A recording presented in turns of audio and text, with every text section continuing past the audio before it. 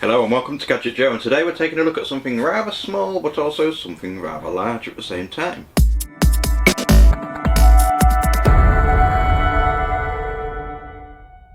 Now in today's video, even though we had a rather cryptic opening intro to this video, we are looking at something that is indeed very small and it's also very large at the same time, and of course I mean a Patriot Viper VP4300 Lite 2TB NVMe SSD. Now I know that sounds like a really long name because it pretty much is.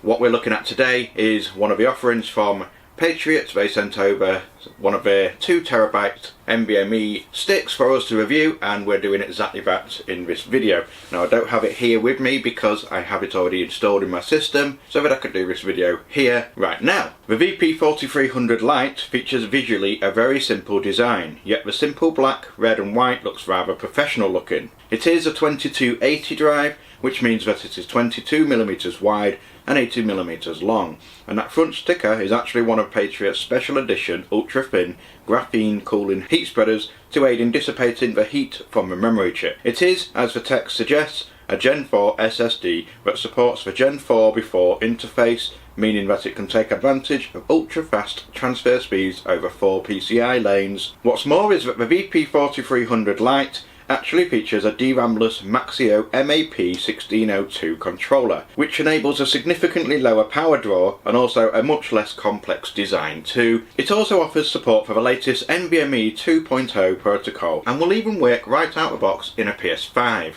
They come in 500GB, 1TB, 2TB and 4TB, and we have the 2TB version here. Don't be fooled however by the Lite name, that would also suggest that it has a lower performance than its predecessor, the VP4300, as it is in fact a much more efficient and powerful performer than the non-Lite version. Now we really get to test out the VP4300 Lite by putting it through a few benchmarks. We did compare it to a standard SATA SSD to really get an idea of the performance hike you get compared to previous generational storage. We tested both using the colourful CVN Z790D5 gaming frozen motherboard with an i5-12400F, 48GB of Patriot Viper Elite 5 DDR5 and a rather lonesome looking GTX 1070. Before we put it through any tests, we checked the temperature of both whilst idling, and the VP4300 Lite sat at a steady 42 to 43 degrees and the SSD sat at a cooler 33 degrees. The first benchmark was done using ASSD with a file size of 1GB.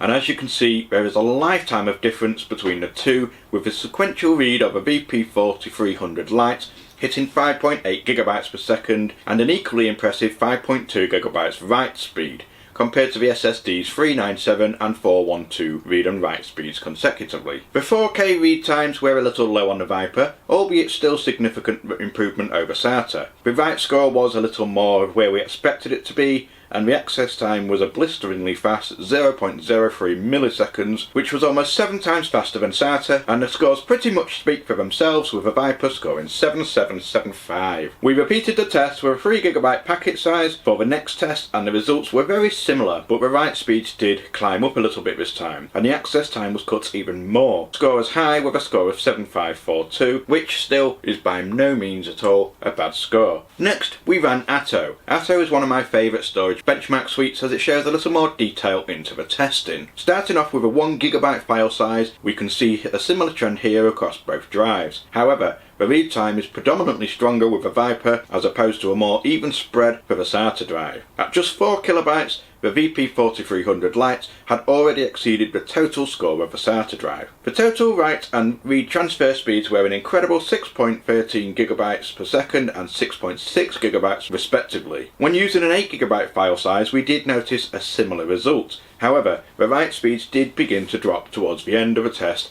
whilst the read scores remain strong. This is a very common feature with a DRAM-less setup due to having less space to dump those random short files, but it certainly doesn't affect it enough to make a noticeable difference in overall speed. Curious by the findings of these tests, I decided to try it out using a smaller 512MB file size to see how it would respond, and this time we got a very interesting result once again. Whilst the scores were very high nonetheless, the write speed bottomed out very rapidly after hitting 6.1 gigs down to just 2.4 towards the end of the test, with the read scores once again standing strong. My theory behind this is that having done the tests one after another consecutively, I may have caused the drive to start to struggle with the write speeds due to once again being DRAM-less, which means that over time it was struggling to reach those parts of memory directly and was having to read the source file again. So to keep it fair, I restarted my system before I did my next test. The final test was done using the old faithful crystal disk mark, and this time we've started to see a significant increase in overall performance.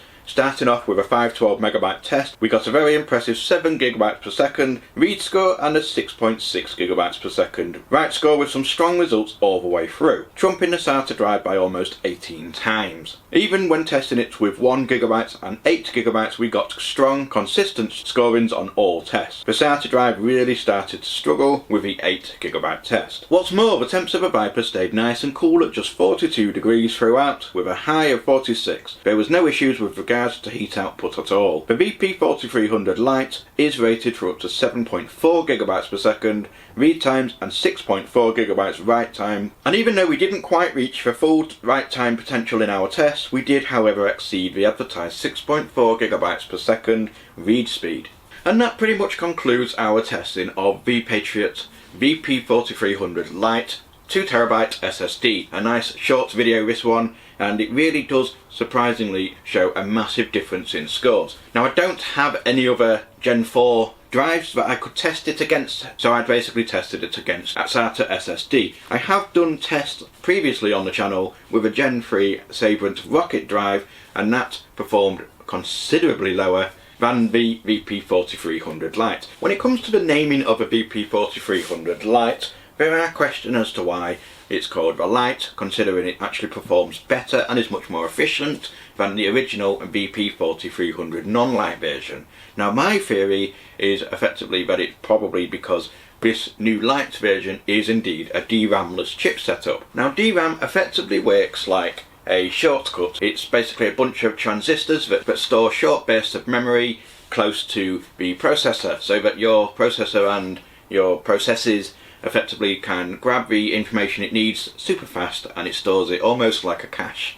So the fact that this one doesn't have that, as we saw in testing, does actually show that it can affect it over a longer period. But the reality is, it's not often that you're going to be utilising a storage drive as much as you are through the testing in real life. So there's no real danger of that. And as we saw, a quick reset of the system soon sorted that out, and we had no issues therefore. Now the write speeds that we got topped out at 7GB per second, and as I mentioned earlier on in the video, it is advertised at 7.4GB per second, which is blisteringly fast, and even the 7GB per second is absolutely fine. It's very, very, very fast, considering how it was in Gen 3, which tend to top out around probably 6GB per second, and Gen 2 was much, much lower, which is as we saw in the SATA tests. Now, would I use this drive as a boot drive? Absolutely, yes I would. Now, some people would argue that a DRAM-less storage drive is actually not a good thing for a boot drive. Now, I disagree with that completely. It is more than adequate enough to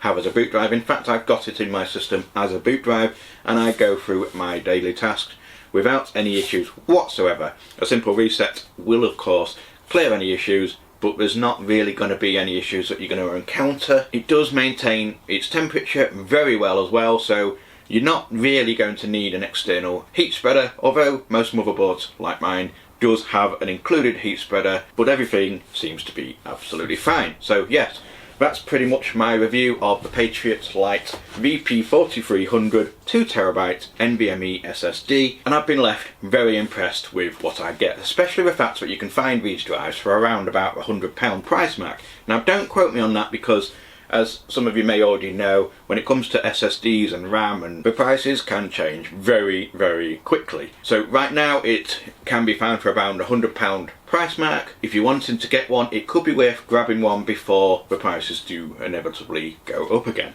So yes, that's been it from me. I've been Gadget Joe. This has been the Patriot Lite VP4300 2TB, and until next time, goodbye.